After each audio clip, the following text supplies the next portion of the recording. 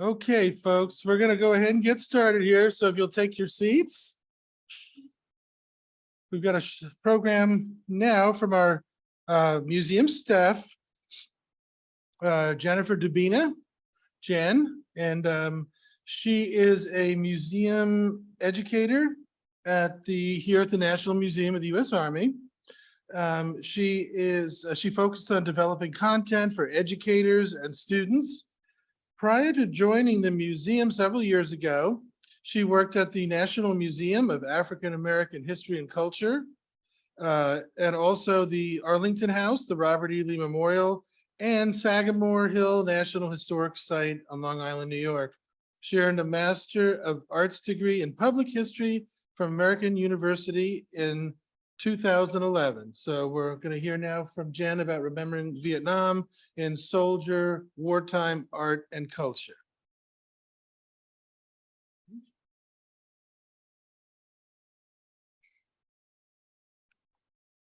Good morning. Thank you, John, for the introduction, and thank all of you for coming today. I am excited to talk to all of you about soldier art during the Vietnam War, and we are going to see what art can tell us about the soldier experience during the Vietnam War. And we're going to start off by doing something that I love to do if any of you have come to my other programs, and that is I'm going to give you 1 minute to look closely at the image on your screen. And as you're looking at this painting, I want you to think about the following questions. And if you want, you can jot down some notes or just keep the thoughts to yourself about this painting as you're looking at it. And those questions are, what do you notice about this painting? Does anything identifiable stand out to you? Are there any colors that you see? Any textures or movement? Are there people in the painting? And if there are people, what are they doing? Are they in motion? Are they standing still? And the more you look at this painting, does it convey any emotion? Do you catch any feeling? Or does it make you feel a particular way as you are looking at this artwork? I'll give you a few more seconds just to take the painting in. And then we are going to go to another painting or another image. And this time it's a photograph. It's a photograph from the National Archives. And as you're looking at this photograph, I'm going to ask you to think about the same types of questions. What do you notice in this image? Does anything identifiable stand out to you? Do you recognize what is in the image or any people? And you see people, and what are they doing? Are they interacting with one another? While looking at this artwork or this photograph, is there any emotion? Does it make you feel a certain way? And so after looking at these two images, what are things that stand out to you between the two? For me, the photograph is static. It's a moment in time. There isn't much life behind the image. And without really any context to what you're looking at, it's really just looks like another helicopter. But on the other hand, the painting conveys emotion, movement, and textures. It adds a perspective that you don't see in a photograph. It allows the viewer to become more of an active participant in the viewing. The brushstrokes create a texture and movement, and it forces you to really engage with the artwork. And it makes us think, who is that soldier? What is he doing? Is he going someplace? Is he returning from somewhere? What is he feeling? And really the difference between this photograph and this painting reminds me of a quote that I read once that I can't really attribute to anyone, but it's that a camera records events, but the artist imbues the soul. And that is the power of art, right? Art conveys messages, it conveys perspective, and it captures a moment in time. And within that moment, it preserves an emotion, a memory, or a feeling. And artists might view the same image as the camera, but this has the benefit of peripheral vision. They can see what's happening in front of them, to the side, and before or after event. And so the artist captures a memory or a moment in time, and it imbues it with soul, the recollections, the interpretations of what's happening, and the feelings that are coming from that moment. So in this case, the painting that we are looking at was produced by a soldier from a member of the U.S. Army Combat Artist Team, Second Lieutenant John Worrell. And he painted this painting in 1966. And of this painting, he wrote, based on the composition of memories, it conveys a soldier in tall grass with a Huey in the background, an alert radio and camouflage, scanning the horizon for something unseen. The chopper blades are blurred, still in motion, giving a sense of immediacy to the scene.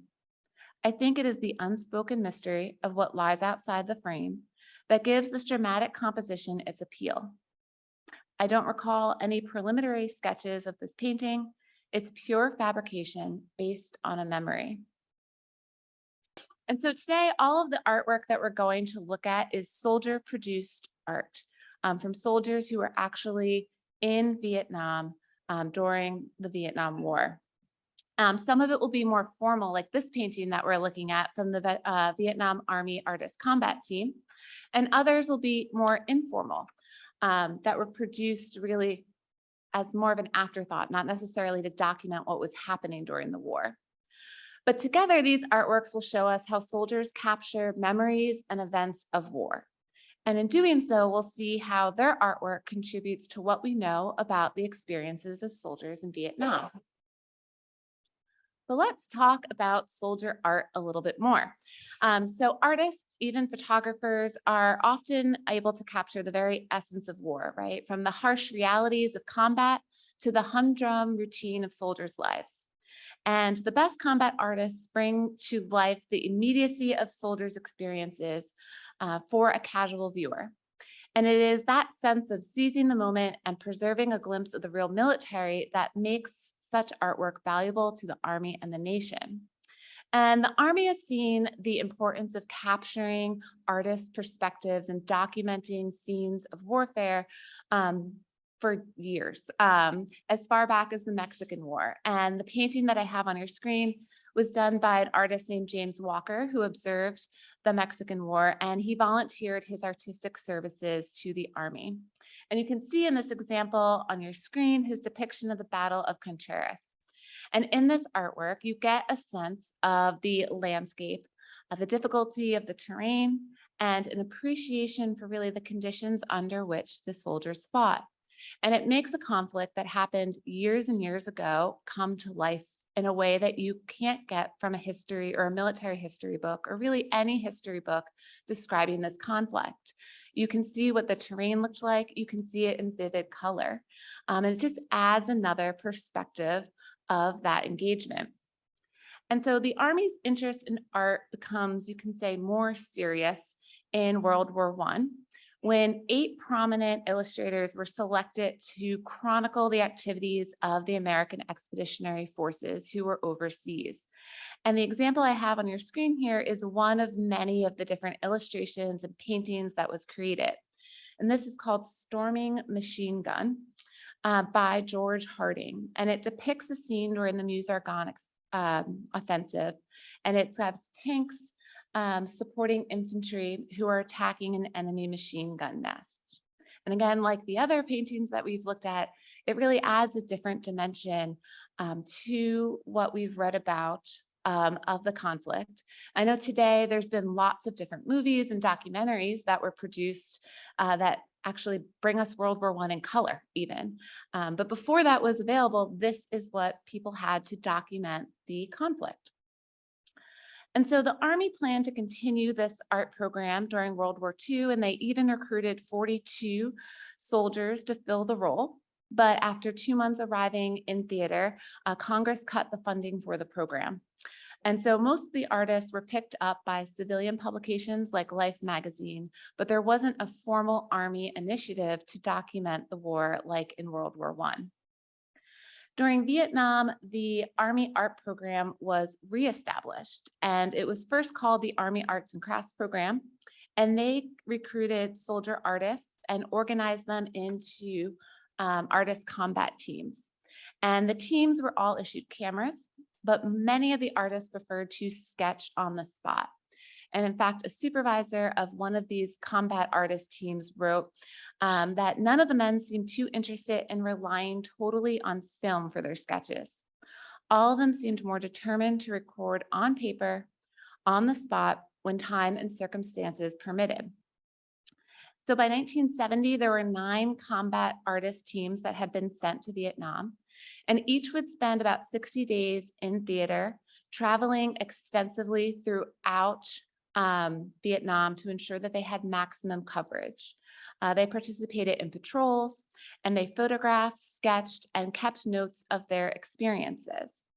And at the end of the time, the team then traveled to Hawaii, where they would spend 60 more days creating in their studios what they had seen and what they had remembered about their time in Vietnam. And combat artists captured all aspects of soldiering, including time spent in the field. And they wielded paintbrushes instead of weapons, and they recorded the character and the landscape that they visited, as well as the everyday activities that took place. And so they weren't limited to a particular subject. Really, no subject was off limits. But because the Army considered these to be historical records, what they created had to be recognizable. So there's no modern art. All of it is something where you can tell what is happening in this painting. There's not as much interpretation as you might imagine. And the image on your screen here, this is Jungle Colin by artist Samuel Alexander, who did this in 1967. And you can tell that many of these paintings are also of the time that they are created. They're in very vivid color. If you get an idea for the 1960s and 70s artwork, you can kind of see that in the paintings that these artists are creating at the time. But I want to look at a different image on your screen. And this is a painting that was done by Specialist 4 Robert Bloom, and it's titled On Patrol in the Jungle. Actually one of my favorites. And I'm going to give you another moment to look at this painting, really take it in, and asking yourself some of the same questions that I did earlier. What's going on in this image? Are there any shapes and figures that stand out to you? What types of textures or colors or movements might you see as you're looking at the image? Is there anything recognizable to you in the landscape? And as many of you might be observing as you're looking closely at this image, is that the painting depicts 4 soldiers who are slogging through really waist-deep water amidst jungle foliage that's in these beautiful shades of blue and green. Bloom himself described the painting, saying that Swamp Patrol was inspired from a day I joined a unit whose mission was in part to give medical and humanitarian aid. This day required traversing numerous terrains in order to reach our mountaintop destination. Before heading out, we were advised to be observant to our surroundings, don't pick up anything on or off the trail, and be extremely quiet in conversation and movement. The instructions were the emotional catalyst that inspired my painting. So what does this artwork tell us about the soldiers' experience in Vietnam? I think the more closely that you look at this image, the more you can see. And even as I read that quote to you, the more I feel about this painting. Can you pick up the body language of these soldiers? They have their weapons aimed, they're looking up, they're looking down, they're looking side to side. Every angle is covered. In some ways, I can almost feel the anxiety that some of these soldiers might be experiencing. They almost appear to be swallowed up by the vegetation. Even though they are the main actors in the screen, the vegetation and the surrounding landscape almost swallow them up. And as Bloom wrote, this painting conveys really the overwhelming aspect of a soldier's duty in Vietnam. But I also, while looking at it, while I get a sense of anxiety, there's also a little bit of a coldness a quietness to it because they're being swallowed up by the vegetation and the foliage. You get really those instructions of being extremely quiet in conversation and movement. And you can see that these soldiers are just a small part of a larger effort. And it shows how something like a simple painting can really convey the emotions and the experiences of soldiers, but also help us emphasize or really understand a little bit more of what they're going through and appreciating their service. Let's look at another painting. I will say these are all, I had the luxury of choosing all ones that I love the most. So another one of my favorites. Everyone in this is one of my favorites. Lucky for all of you. But this one was completed by Burdell Moody, and it's titled Point Man. I'll give you a few seconds to look at it again, thinking about some of those images. I know many of you have written in your surveys from yesterday, if you're coming back, that many of you served in Vietnam. So maybe you know even more what this soldier is doing, what's happening in this image, what colors and textures and movements do you see as you're looking at this? And at first glance, or at least to the untrained observer like myself, this appears to be a soldier standing alone with his back to the viewer. And it appears to be looking at maybe a body of water. It's a little bit hard to tell with the brushstrokes and the color what it is. But luckily, I like that description I hear from the audience, like a fog of war. But according to Moody, who actually did the painting, he writes, Point Man was inspired by personal experiences with ground infantry, long-range reconnaissance patrols. The Point Man was, in my view, always the most critical member of a patrol. Cautiously leading up front, a 7 or 8 man patrol, typically through dense jungle. He was an experienced and exceptionally well-trained expert in detecting a variety of booby traps and other explosive devices, many rigged with trick wires to set to explode when stepped upon. In my painting, I attempted to show the tension and danger to which he was exposed. The Point Man was truly alone in his dangerous assignment. For this reason, I depicted him in solitude against a larger landscape and the expansive elements of a foreboding tropical sky.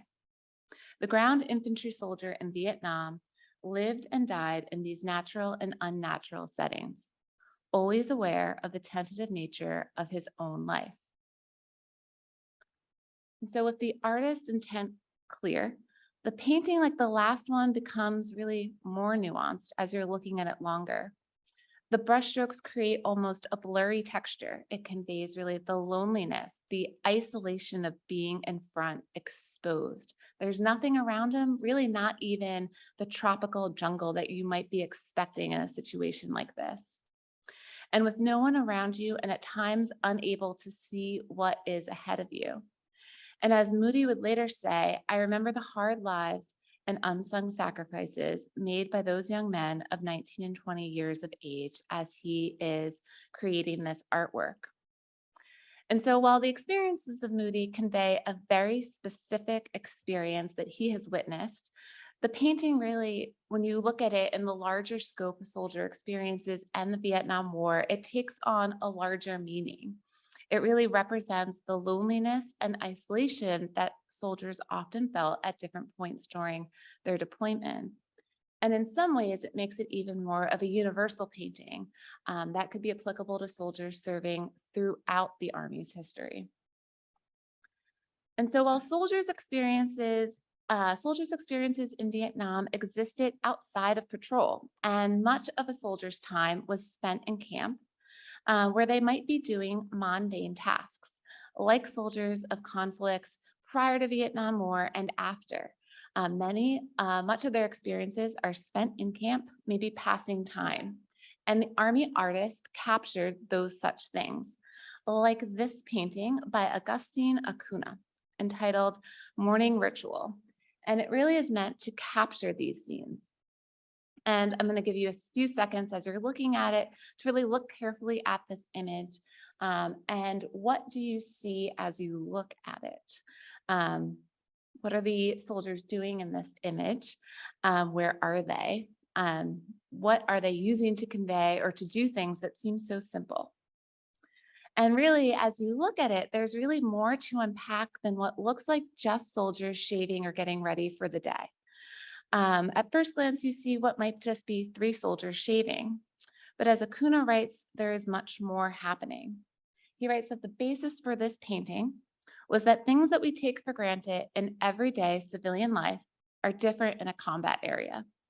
The simple act of shaving needs individual actions to create a comfortable situation, such as hot water, a shaving basin, a mirror, etc. I cold shaved for a long time in country until we built a shower hut with a rubber bladder that was painted black to be heated by the sun. And so knowing the context of this painting adds a different dimension because you know what he's conveying. It's no longer just soldiers shaving. Looking closer, we can see that they're not even using sinks to shave. They're using their M1 helmets. They aren't inside at all. They're outside with sandbags as walls, and a guard tower is standing watch over them constantly while they are performing what are everyday tasks. And so these types of behind the scenes paintings and images give us a more personal glimpse into a soldier's experience during wartime. We have a glimpse at the sacrifices that they were making and the everyday actions that we might take for granted as civilians at home observing these paintings later. Things like washing up, brushing our teeth, all things that we do daily that we might not even think about because they are so routine, are something that we're taking for granted. So it provides another glimpse into the sacrifices and a better appreciation for soldiers who are deployed in Vietnam during that time. And so we looked really formally in the last 3 examples of artwork that was produced formally through the Army artists who are in Vietnam there to perform a very specific task. But for any of you who are familiar with military history or maybe have visited our museum before, not all soldier produced artwork is formal. You're not going to find it on canvas paintings or in photographs. You might find it in items that soldiers use themselves. And soldiers have long produced their own art through sketches and etchings. And the museum has numerous examples of soldier sketches and etchings on equipment dating back to the Revolutionary War. And I encourage you during lunch, if you haven't, to visit the museum's galleries and find some of those examples. You can find it in almost every conflict of soldiers marking their experiences of their time serving either on a powder horn or a canteen or on any other type of Army equipment. Writing on helmets during the Vietnam War was a way for soldiers to express their identity and their opinion. And really by the mid and to late 1960s, as troops sought individuality and popular support for the war declined at home, creative writing on helmets proliferated, like the image you see here.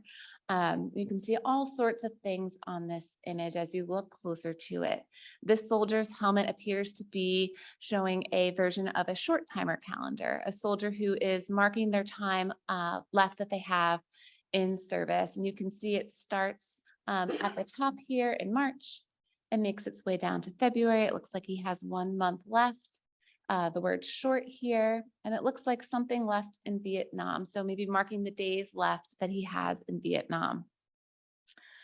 And on your screen, I have another example of these renderings, again in an image or an artifact that's currently on display in the museum's Global War Gallery that you can look at during your lunch break or afterwards today with time left to see.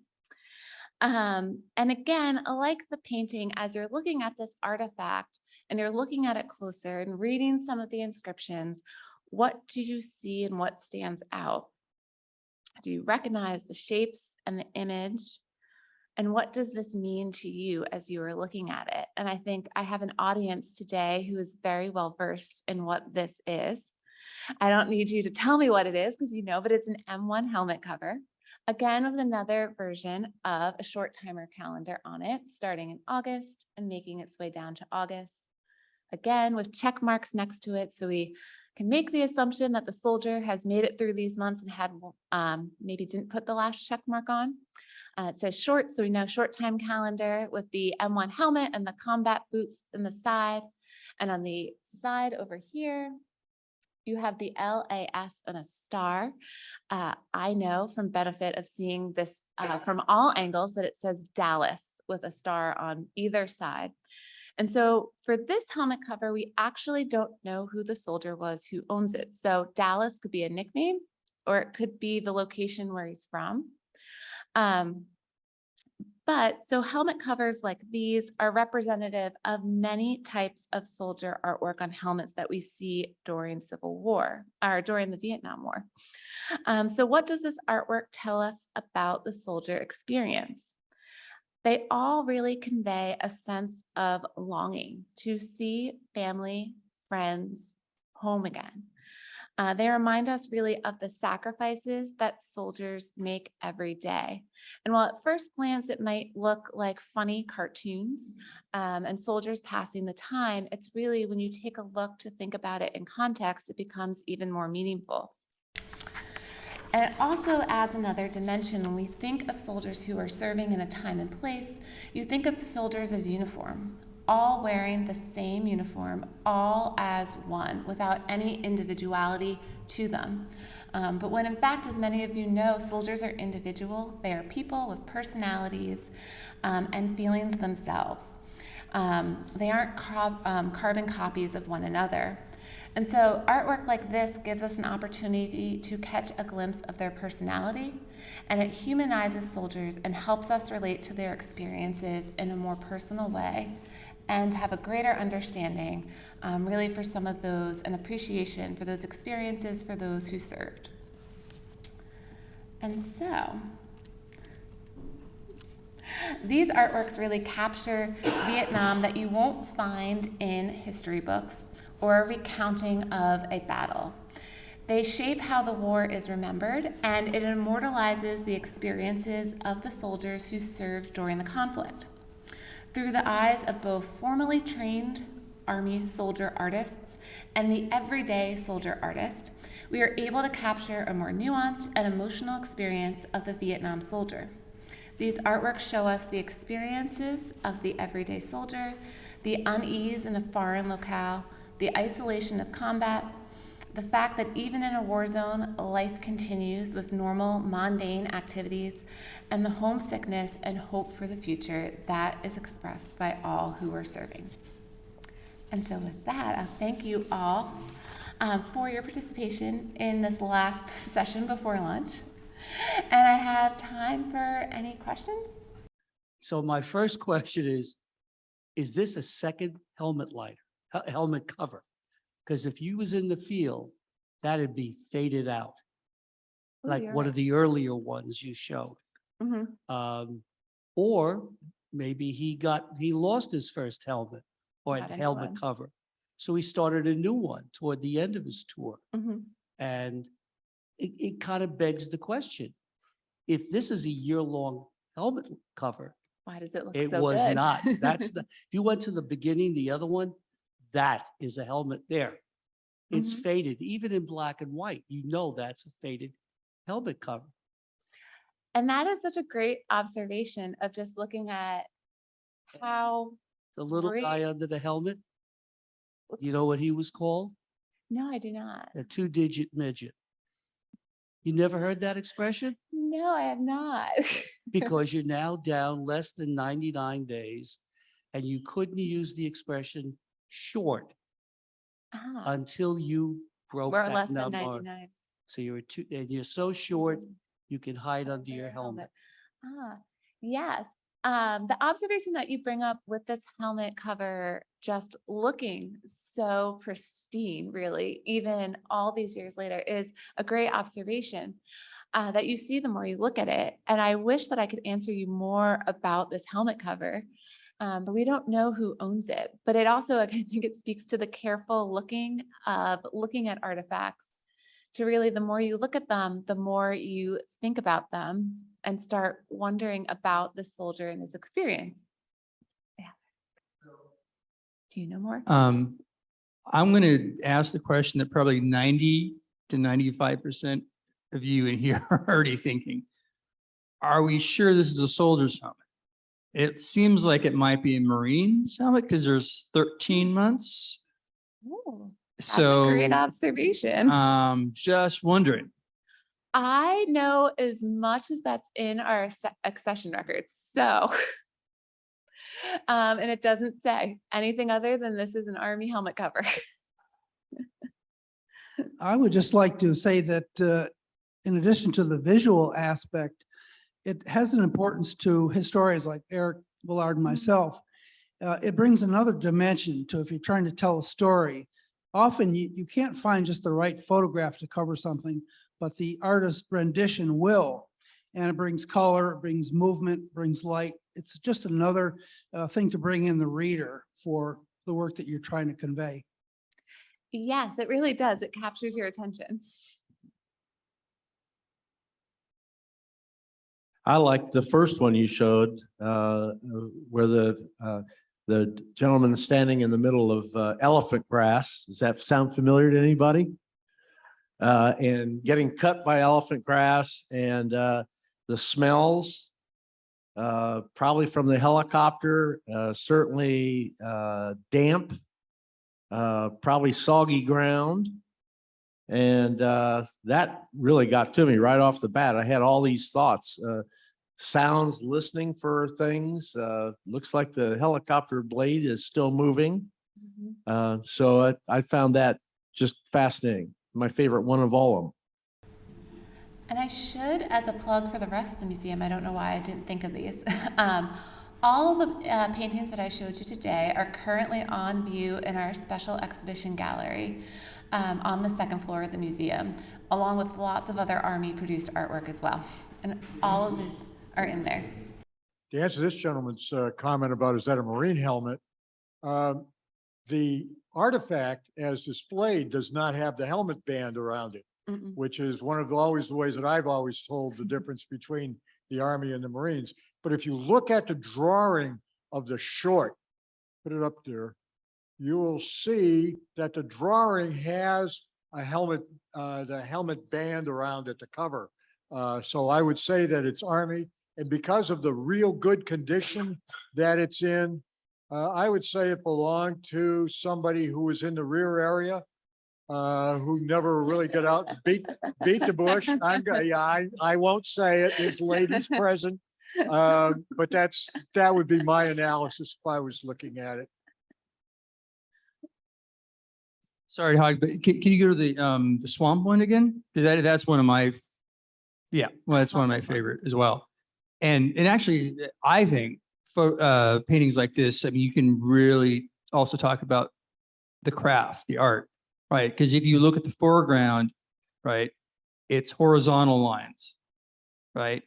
And the background is vertical lines. So that helps create a sense of depth, right? And just little tricks like that, you might not, but that's part of, one of the reasons, of course, the light, almost an impressionistic style to create, sense of like, an opening in the triple canopy. But anyway, that's one of my favorite too. And the more you look at it, the more like it almost, you can see the water moving. You can see that motion in something so static. I just have a question. Are the paintings you are showing, are they part of the Army's art collection? Yes. That's one. And two, about how many Vietnam paintings are in that collection? Because you don't have the space to, and how did you select the ones that are shown on the second floor? I personally did not select them. The ones that are shown on the second floor is really a range of Army art that goes all the way back to there's some Civil War soldier produced art as well. The Army art collection is extensive. It's huge. And this is just a selection from that. The rest are stored in the Museum Support Center on Fort Belvoir. For why the ones on display were chosen, I am not sure. They were chosen by our curatorial team. I thought it was very interesting in that collection. We have several pieces that were painted by Adolf Yes, you are correct. There are. Do you rotate any of the paintings or are they permanent? So the question was, did it rotate any of the paintings? Yes, there have been some rotations. That gallery has recently been reconfigured. So there are some paintings, I don't think there's any new additions, but some have gone off view. Jen, is this collection online anywhere? That's question number one. Part B is, are there copyright limitations? Some of this stuff is just excellent. I love this with the Rembrandt lighting on that one man, which just focuses your eyes right in. But can we, like download some of it? Is that possible, or are there copyright restrictions? There are no copyright issues. It's all public domain. They're not digitized yet. We're actually working an initiative with the Museum Support Center over on Fort Belvoir and possibly with the foundation, a program that the Marine Corps National Museum uses. And we're looking at a similar methodology to do that, to make it displayable, orderable, or on order to get prints made, different things like that. Yes. To add to ma'am. that, there is a small selection of these are on Wikipedia and the Army Combat Artist team. So there's a small selection of like maybe 30 of all produced. Yeah. If you go on the Center of Military History website, you can find a section that displays a lot of the Army art on the Center of Military History website. You can also go to government publications, and there are listings of items that posters and things like that you can get off the government printing site. And I think there may be some of the books that have been published by the Center of Military History regarding soldiers' art that you may be able to purchase off the government printing website.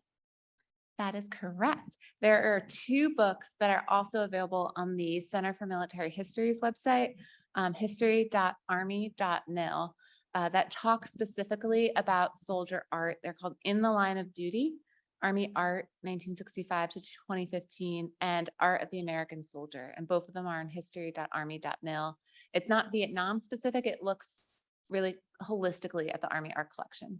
So, sorry, one more question. Because I love this stuff too, and I've actually been digitizing a lot of it and putting it on my social media. But one of the things I've been doing, and I'm just wondering if this is part of your collection, is the magazines from the era, like Typhoon, Hurricane, Tropic Light, all those, and often they have sections. But even like covers, I've been digitally restoring some of those covers. It's amazing, great. And so I'm wondering, have you ever like done a cross check to the magazines at the time? Because it's like some of those, the cover art is really, really good. I have not, but that sounds awesome. All right, so it seems we've run up on time.